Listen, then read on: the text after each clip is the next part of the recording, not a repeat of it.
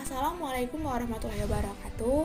Halo semuanya, kembali lagi di kelompok 4 dalam mata kuliah pengantar manajemen. Nah, kali ini kami akan membahas mengenai lingkungan dan budaya organisasi. Kami beranggotakan William Girsang, Teddy Monica, Asyandra Simanjuntak, dan yang terakhir saya sendiri yaitu Asifa Fauja Delvira. Yang pertama yaitu mengenai definisi lingkungan organisasi. Lingkungan organisasi adalah semua elemen di dalam maupun di luar organisasi yang dapat mempengaruhi sebagian atau keseluruhan suatu organisasi. Terdapat dua jenis klasifikasi lingkungan, yaitu lingkungan internal dan lingkungan eksternal. Lingkungan internal yang berpengaruh dalam organisasi meliputi karyawan atau pegawai organisasi dalam, serta pimpinan manajer. Lingkungan eksternal dibagi dua, yaitu yang berpengaruh langsung dan tidak langsung. Menurut Sukriya, organisasi berada dalam sebuah lingkungan yang dapat menjadi faktor pendukung maupun penghambat organisasi. Kegiatan organisasi akan merubah lingkungan dan juga sebaliknya lingkungan akan mendorong perubahan pada organisasi. Sebuah perusahaan atau organisasi bisnis yang beroperasi di sebuah lingkungan tidak dapat menafikan bahwa selain kegiatan bisnis yang dikelolanya, organisasi bisnis tersebut juga terlibat dengan lingkungan di seputar lokasi bisnis. Oleh karena itu, sebuah organisasi bisnis perlu memahami lingkungan apa saja yang terkait secara langsung maupun tidak langsung dengan kegiatan bisnis. Selanjutnya yaitu jenis-jenis lingkungan organisasi. Terbagi menjadi dua, yang pertama yaitu lingkungan internal dan yang kedua yaitu lingkungan eksternal. Yang pertama, lingkungan internal atau internal environment adalah kondisi dan kekuatan yang berada dalam suatu organisasi. Lingkungan internal organisasi terdiri dari pemilik, dewan direksi, karyawan, dan lingkungan kerja fisik. 1. Pemilik atau owners. Dari suatu bisnis adalah orang-orang yang memiliki hak milik hukum terhadap bisnis tersebut. Pemilik dapat merupakan seseorang yang mendirikan dan menjalankan suatu bisnis kecil. Partner yang secara bersama-sama memiliki bisnis. Investor individu yang memiliki saham alam suatu perusahaan atau organisasi lain. Kedua, dewan direksi atau board of director atau badan pengatur yang dipilih oleh para pemegang saham dan bertanggung jawab untuk mengawasi manajemen perusahaan secara umum, untuk memastikan bahwa perusahaan tersebut telah dijalankan dengan cara yang terbaik. Ketiga, karyawan atau employees adalah orang-orang yang bekerja di dalam organisasi. Karyawan juga merupakan elemen yang penting dalam organisasi bisnis.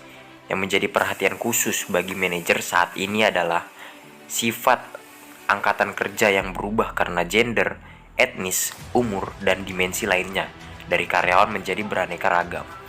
Keempat, lingkungan kerja fisik dari suatu organisasi adalah tempat di mana pekerjaan dilakukan oleh anggota organisasi. 2. Lingkungan eksternal atau external environment. Lingkungan eksternal adalah segala sesuatu di mana luar batasan organisasi yang mungkin memengaruhinya. Lingkungan eksternal dibagi menjadi dua, yaitu lingkungan umum atau general environment dan lingkungan tugas atau task environment. 1. Lingkungan umum atau general environment adalah serangkaian dimensi atau kekuatan yang luas yang berada di sekitar organisasi yang menciptakan keseluruhan konteks organisasi. Lingkungan umum dari sebagian besar organisasi memiliki dimensi ekonomi, teknologi, sosial budaya, politik hukum, dan internasional. Dibagi menjadi dua, dimensi ekonomi atau economic dimension dari suatu lingkungan umum organisasi adalah kesehatan atau vitalitas keseluruhan dari sistem ekonomi di mana organisasi beroperasi. Faktor-faktor ekonomi yang sangat penting bagi organisasi bisnis adalah pertumbuhan ekonomi secara umum, inflasi, tingkat bunga, dan tingkat pengangguran. Kedua, dimensi teknologi atau technological dimension dari lingkungan umum merefleksikan metode-metode yang tersedia untuk mengubah sumber-sumber daya menjadi produk atau jasa. Dimensi ini terus berevolusi dengan kecepatan yang luar biasa, apalagi dengan adanya situs internet. Kedua, lingkungan tugas atau task environment adalah lapisan lingkungan eksternal yang mempengaruhi operasi dan kinerja organisasi. Lingkungan ini termasuk kompetitor, konsumen, pemasok, pembuat aturan, partner strategis, dan pasar tenaga kerja. Walau lingkungan tugas cukup kompleks, lingkungan ini memberikan informasi yang lebih berguna daripada lingkungan umum. Karena manajer dapat mengidentifikasikan faktor-faktor lingkungan yang menjadi perhatian khusus organisasi daripada harus menghadapi dimensi yang lebih abstrak dari lingkungan umum. 1. Kompetitor atau competitors dari suatu organisasi adalah organisasi lain yang bersaing untuk memperebutkan sumber daya. Sumber daya yang paling jelas diperebutkan adalah uang konsumen. Namun, organisasi juga memperebutkan sumber daya manusia yang berkualitas, terobosan teknologi, dan bahan baku yang langka. 2. Pelanggan atau customer dari suatu organisasi adalah siapapun yang membayar uang untuk memperoleh suatu produk atau jasa organisasi. Produk dan jasa baru, metode pemasaran yang baru, dan pelanggan yang semakin rewel telah menambah ketidakpastian hubungan antara bisnis dengan pelanggan mereka. Apalagi kesetiaan merek semakin rendah. Definisi budaya organisasi. Budaya organisasi dapat didefinisikan sebagai perangkat nilai kunci, keyakinan, pemahaman, dan norma-norma yang dimiliki bersama oleh para anggota sebuah organisasi. Konsep budaya membantu para manajer memahami aspek-aspek kehidupan organisasi yang rumit dan tersembunyi. Budaya adalah sebuah pola dari nilai-nilai dan asumsi bersama mengenai bagaimana sesuatu dikerjakan dalam organisasi. Pola tersebut dipelajari oleh para anggota saat mereka mengatasi masalah eksternal atau internal, serta diajarkan kepada para anggota baru sebagai cara yang benar untuk berpikir dan merasakan. Budaya organisasi memiliki 3 karakteristik, antara lain 1. Budaya organisasi diberikan kepada karyawan baru melalui proses sosialisasi. Kedua, mempengaruhi perilaku karyawan di tempat kerja. Ketiga, berlaku pada 2 tingkat yang berbeda. Masing-masing tingkat beragam dalam kaitannya dengan pandangan keluar dan kemampuan bertahan terhadap perubahan. Budaya organisasi dapat dilihat secara jelas dan yang lebih abstrak.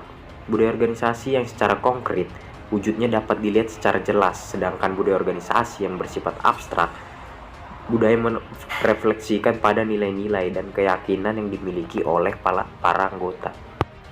Menurut Rifai dan Mulyadi, definisi budaya organisasi adalah suatu kerangka kerja yang menjadi pedoman tingkah laku sehari-hari dan membuat keputusan untuk karyawan dan mengarahkan tindakan mereka untuk mencapai tujuan organisasi.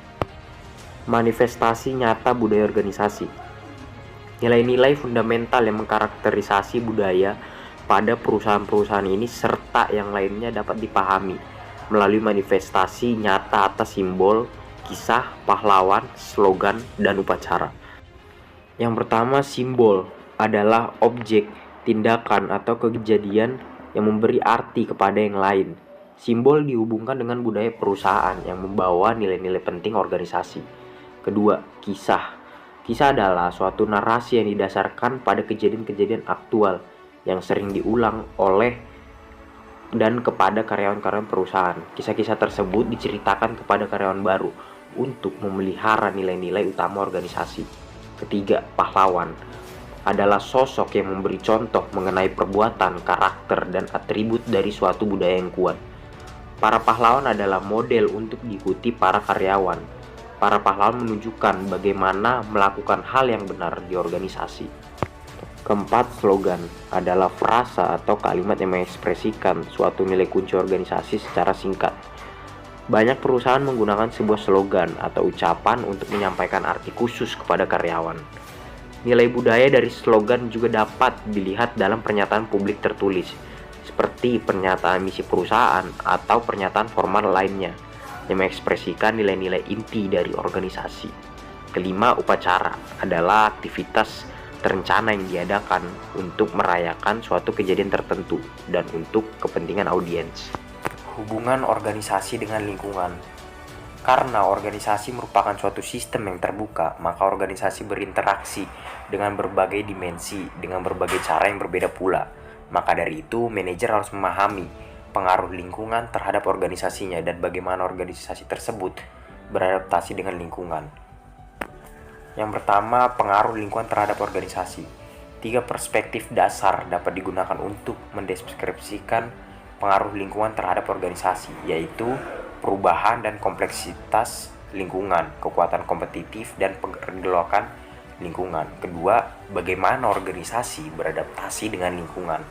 Dengan banyaknya persoalan, masalah, dan kesempatan dalam suatu lingkungan organisasi, setiap organisasi harus dapat menaksir situasi unik mereka dan kemudian beradaptasi menurut kebijakan dari manajemen senior. Berikut kesimpulan dari makalah kelompok kami. Pertama, definisi lingkungan organisasi adalah sebuah elemen di dalam maupun di luar organisasi yang dapat mempengaruhi sebagian atau keseluruhan suatu organisasi. Kedua, jenis-jenis lingkungan organisasi. Terdapat lingkungan internal terdiri dari pemilik, dewan direksi, karyawan, lingkungan kerja fisik. Lingkungan eksternal terdiri dari lingkungan umum, lingkungan tugas. Ketiga, definisi budaya organisasi adalah sebagai seperangkat nilai kunci, keyakinan, pemahaman, dan norma yang dimiliki bersama oleh para anggota sebuah organisasi.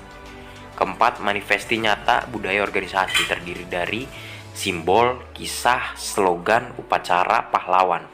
Kelima, hubungan organisasi dan lingkungan dipengaruhi juga pengaruh lingkungan terhadap organisasi. Saran akhirnya makalah yang berjudul Lingkungan dan Budaya Organisasi dapat kami selesaikan. Kami menyadari makalah ini jauh dari kesempurnaan. Untuk itu kami mengharapkan saran dari berbagai pihak. Yang pertama dari pihak dosen. Kami mengharapkan kritik dan saran demi penyempurnaan makalah. Kedua, untuk para mahasiswa, kami mengharapkan makalah ini dapat bermanfaat dan berguna sebagai pelengkap belajar. Kami juga mengharapkan kritik dan saran demi hasil makalah yang lebih baik. Demikian presentasi kami dari kelompok 4. Terima kasih atas perhatiannya dan juga terima kasih untuk Bapak dosen pengampu kita yaitu Pak Hendra Saputra SE MSI. Terima kasih.